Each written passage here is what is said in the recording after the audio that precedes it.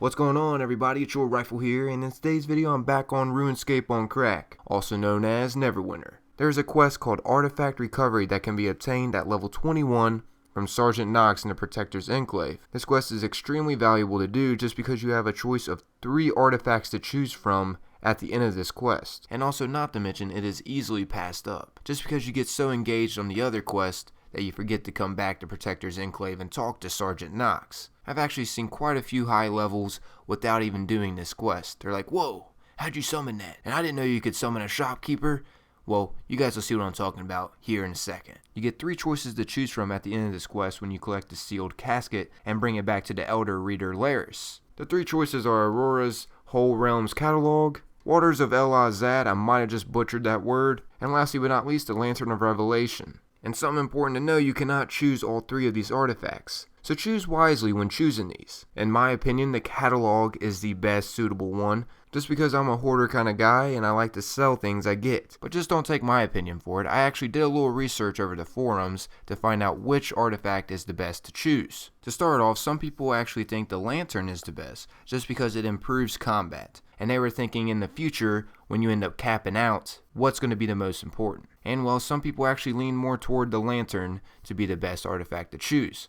Then again, a few people actually thought the Water was a good one. But it actually seemed to be a fine line between the Lantern and the Catalogue. The reason why people were leaning toward the Lantern instead of the Catalogue was because, once again, the advancement in combat. And also, they said a good combination is also to get the Bloodraven Skull, which that'll cost you 24,000 glory in the trade of blades. And in case you guys don't know what glory is, that is the PvP currency that you get for completing PvP matches, which the Bloodraven Skull is also an artifact. And that can act as your defensive artifact, and the Lantern will act as your offensive artifact. So it's a pretty good combination, and it was also said that the Bloodraven Skull artifact would be better than the Waters artifact, depending on your situation anyways, which the Waters artifact heals you. But I also got a pretty great answer on why you should choose the Catalogue artifact. This is just food for your thought, of course, you still have to make your own decision in the end.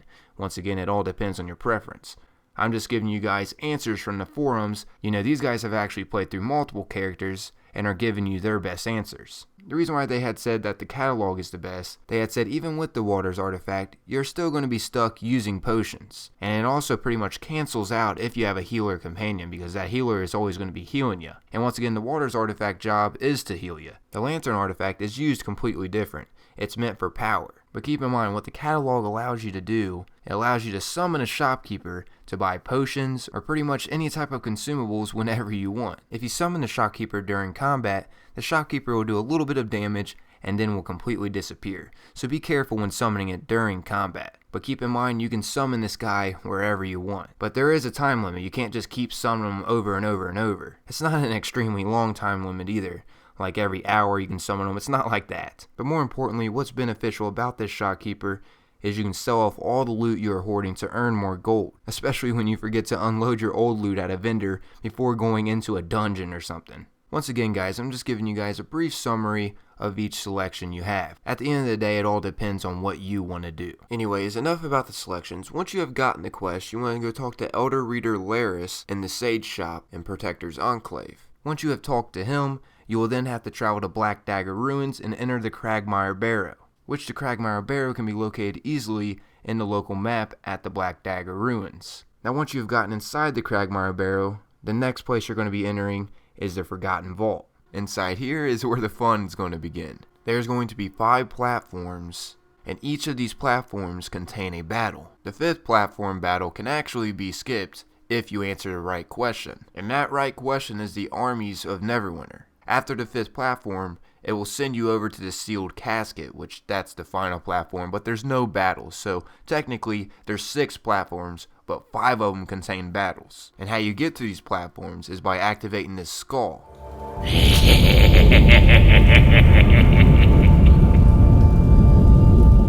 The skull will activate a bridge to lead you to the platform. And the only way that this skull can be activated is once each battle has been finished. Alright, before I wrap up this video, I want to give you guys a few tips to help you with these fights.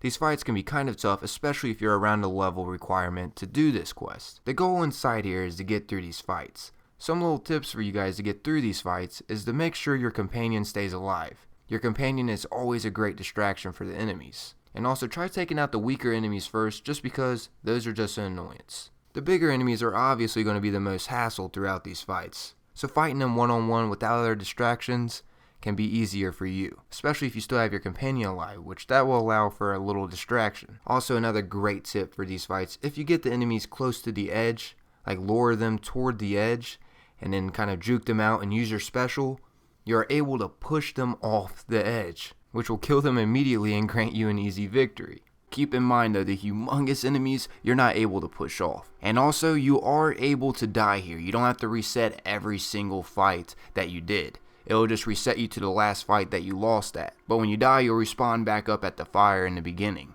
You just have to travel all the way back to that fight. But yeah guys, that's about wrapping up this video. Pretty much once you get the sealed casket, once again, you just take it back to Elder Reader Laris, which is located in Protector's Enclave at the Sage Shop. And then you'll have those 3 selections to choose from that we went over in the beginning. Hope you guys have enjoyed the video, and if you could, please take a little bit of your time and like the video. Once again, I hope you all enjoyed the video. But I'm out of here though, everyone. Remember to stay safe and don't sleep in pee. Peace out.